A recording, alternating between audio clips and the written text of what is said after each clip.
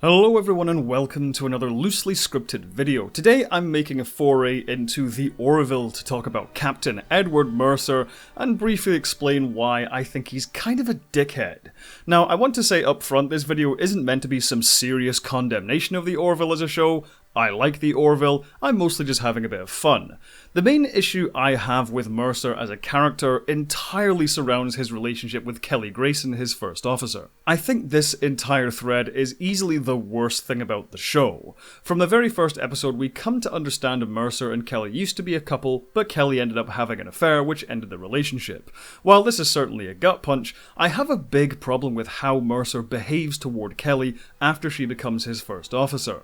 Mercer seems to take every opportunity he can to bring up Kelly's infidelity and shame her for her actions, even in front of the other bridge crew. Now, some could argue this is done for comedic effect, but in my opinion at least, it's not very funny and I don't really see what the joke is supposed to be.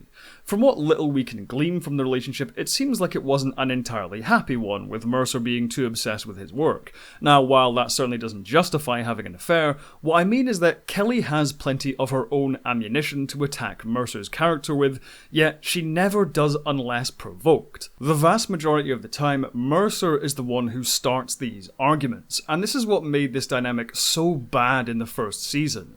Again, I get it was trying to be funny somehow, but what exactly are we supposed to enjoy while watching two people bicker and argue for so many scenes? Now, I don't demand every single character in a show be 100% good. In fact, a character having some serious flaws usually makes them more interesting. And while I think that's the case for Kelly, being haunted by her mistakes, I don't think that haunting should come in the form of her commanding officer sniping at her all the time. Rather than the nerdy underdog protagonist MacFarlane was clearly going for, instead, all of this makes Mercer come across as, well, a bit of a dickhead. However, a lot of this gets even worse when we come to the episode Cupid's Dagger, in which Derulio, the person Kelly originally had an affair with, reappears on the ship. After meeting Mercer and Kelly again, the two of them suddenly become obsessed with Derulio and even sexually attracted to him. Derulio later explains that his species secretes pheromones when in heat, which provoke this kind of reaction. Now, I really don't think the writers of this episode fully considered the implications of what they established here. It effectively makes out that Derulio basically roofied Kelly and Mercer. This isn't just basic attraction, Mercer's behaviour in particular changes massively. He has essentially been drugged.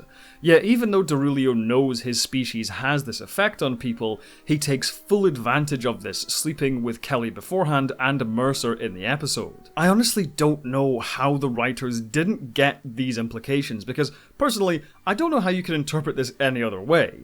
Yet the episode doesn't portray Derulio as the villain, and at the end, Mercer doesn't even properly apologise for the way he treated Kelly. Despite having discovered she was, shall we say, chemically manipulated into the affair. Hopefully YouTube will let that term slide.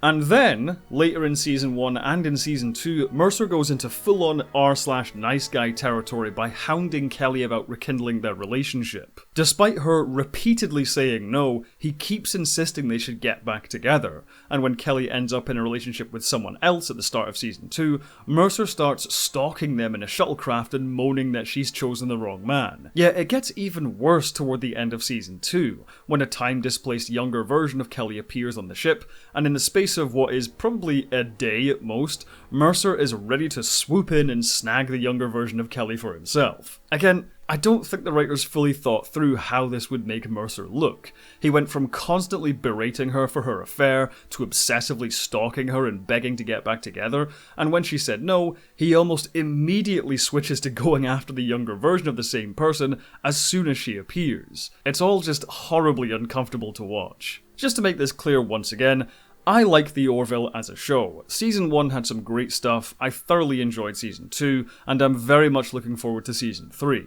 But please, for the love of God, enough with this Mercer-Kelly stuff. Because the thing is, Mercer has had some good romances elsewhere in the show. His romance with Janelle Tyler worked, and the Krill twist conjured some fantastic drama. If Mercer has to have a romance subplot, I'd much rather explore the Talea relationship, because the entire thread with Kelly just makes Ed Mercer look like a total dickhead. Thank you for watching. If you like these videos, subscribe and hit the bell icon to stay up to date on my new uploads. If you want to help the channel grow, join my patrons or my YouTube members, where you can see videos early as well as some other exclusive content. Speaking of which, I'd like to quickly thank all of my patrons and members who are now appearing on screen. Have a good one, and as always, live long and prosper.